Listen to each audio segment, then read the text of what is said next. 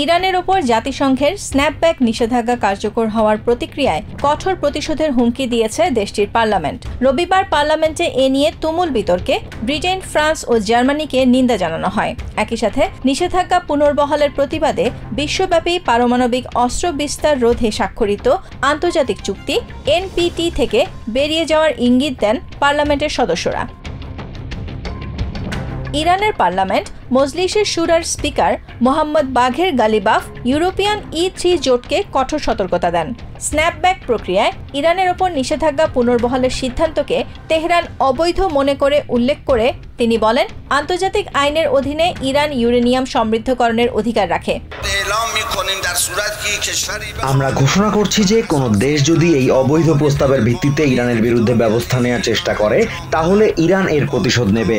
এই অবৈধ পদক্ষেপের সূচনাকারী 3 ইউরোপিয়ান দেশও আমাদের প্রতিক্রিয়ার মুখোমুখি হবে।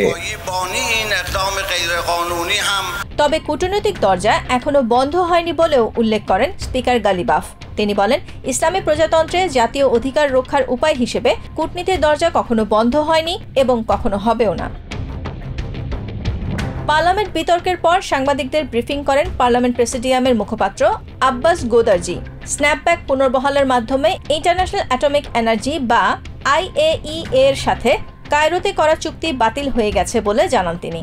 তবে পারমাণবিক বিস্তার রোধে নিউক্লিয়ার নন প্রলিফারেশন চুক্তি এখনো বহাল থাকলেও সেখান থেকে বেরিয়ে যাওয়ার ইঙ্গিত দেন তিনি। ইরানের আণবিক শক্তি সংস্থা এবং এনপিটির মধ্যে সহযোগিতার নিজস্ব কাঠামো রয়েছে। পার্লামেন্টের সদস্যরা এনপিটি থেকে বেরিয়ে যাওয়ার বিষয়ে জোর দিয়েছে। এর জন্য স্বাক্ষর সংগ্রহ করা হচ্ছে। ইরানের নিজস্ব আইনি কাঠামোর মধ্যে বিষয়টি বিবেচনা করা হবে।